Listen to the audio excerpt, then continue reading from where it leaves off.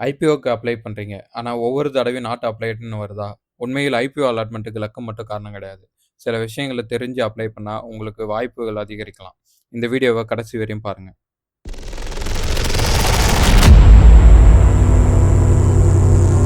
IPO allotment எப்படி நடக்குது? முதல்ல ஒரு விஷயத்த புரிஞ்சுக்கோங்க. ஐபிஓ அலாட்மென்ட்ட கம்பெனி குடுக்காது.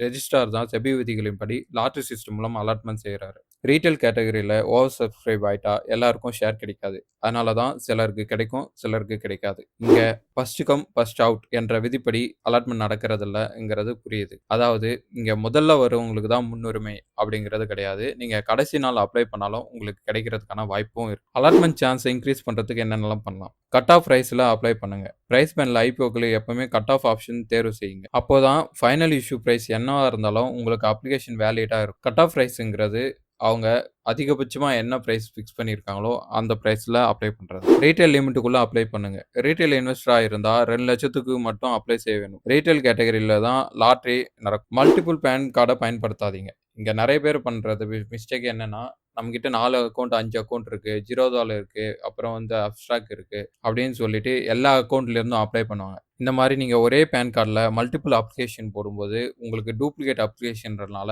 ஃபார்ம் வந்து ரிஜெக்ட் ஆகுறதுக்கான வாய்ப்புகள் நெறைய இருக்கு. இதுக்கு மாத்தா நீங்க என்ன பண்ணலான்னு பார்த்தீங்கன்னா, ஃபேமிலி அக்கவுண்ட்ட பயன்படுத்தலாம். அதாவது இப்ப வந்து ஜீரோதா போன்ற அக்கவுண்ட்லாம் வந்து ரொம்பவே ஃப்ரீயாவே வந்து ஓப்பன் பண்ண முடியும். அதனால என்ன பண்ணுங்க, பான் கார்டு இருக்கவங்க ஃபேமிலில இருக்க எல்லாருக்குமே வந்து ஒரு அக்கவுண்ட் ஓப்பன் பண்ணி, அந்த அக்கவுண்ட் மூலமா நீங்க ட்ரை பண்ணலாம். அதாவது அம்மா, அப்பா, ஒய்ஃப், பசங்க இவங்களோட அக்கவுண்ட்ல இருந்தும் நீங்க வந்து அப்ளை பண்ணும்போது, உங்களுக்கு ஐபிஓ அலாட் ஆகுறதுக்கான வாய்ப்புகள் அதிகம். ஏன் சொல்றேன்னா, லாட்டரி சிஸ்டம்ங்கிறனால நீங்க எத்தன மல்டிபிள் அக்கவுண்ட் வந்து அப்ளிகேஷன் வந்து போடுறீங்களோ, அதுக்கேத்த மாரி உங்களுக்கு ஐபிஓ அலாட் ஆகுறதுக்கான வாய்ப்புகளும் அதிகரிக்குது. கடைசியா பார்த்தீங்கன்னா, ஃபண்ட வந்து ரெடியா வச்சுக்கோங்க. சிலர் என்ன பண்ணுவாங்கன்னா, எல்லா ஃபார்ம் எல்லாமே வந்து சரியா பண்ணிட்டு, இந்த யுபிஐ மேண்டிடேட் அப்ப சில சிக்கல சந்திக்கிறாங்க. அதாவது கடைசி டைம்ல நீங்க யுபிஐ பேமெண்ட் பண்ணும்போது, உங்களுக்கு வந்து எரர் வந்ததுன்னா, உங்க ஃபார்ம் வந்து ரிஜெக்ட் ஆகுறதுக்கான வாய்ப்பு இருக்கு. அதனால எப்பவுமே அப்ளை பண்ண உடனே இந்த யுபிஐ மேண்டிடேட்ட கிளியர் பண்ண பாருங்க. இதுக்காக வந்து ஒரு ஃபண்ட வந்து ரெடியா வச்சுக்கோங்க. இங்க ஐபிஓ அப்ளிகேஷன்ல மிகப்பெரிய மித்து என்னன்னா, 1 லாட் அப்ளை பண்ணா சான்ஸ் அதிகமா, 10 லாட் அப்ளை பண்ணா சான்ஸ் அதிகமா அப்படிங்கிறது தான். ரீட்டெயில் கேட்டகரி ஓவர் சப்ஸ்கிரைப் ஆனா, ஒரு வேலிட் அப்ளிகேஷனுக்கும் 10 லாட் அப்ளிகேஷனுக்கும் ஃபர்ஸ்ட் ரவுண்ட் லாட்டரி சான்ஸ் வந்து ஒரே மாதிரியா தான் இருக்கும். அதனால வந்து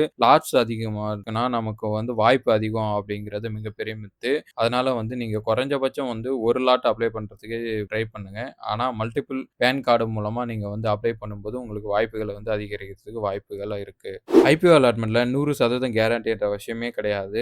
ஆனா இந்த டிப்ஸ ஃபாலோ பண்ணீங்கன்னா உங்க அப்ளிகேஷன் சரியா இருக்கும். தவறுகள் தவிர்க்கப்பட்டாலே நம்ம அப்ளிகேஷன் வந்து செலக்ட் ஆகுறதுக்கான வாய்ப்புகள் அதிகம். உங்களுக்கு ஐபிஓ அலாட் பண்றதுக்கான வாய்ப்புகளும் அதிகமா இருக்கு. அதனால இப்ப நம்ம சொன்ன டிப்ஸ சரியா நீங்க பயன்படுத்துறீங்களா? சரியா நம்ம வந்து பண்றோமா? அப்படிங்கிறத ஒரு டைம் செக் பண்ணிக்கோங்க. இந்த மாதிரி IPO, stock market, personal finance வீடியோக்கள வந்து தொடர்ந்து தெரிந்து கொள்ள நமது பணம் பழகு சேனல சப்ஸ்கிரைப் பண்ணிக்கோங்க. இந்த வீடியோ பயனுள்ளதா இருந்தா லைக் பண்ணுங்க, ஷேர் பண்ணுங்க. நன்றி.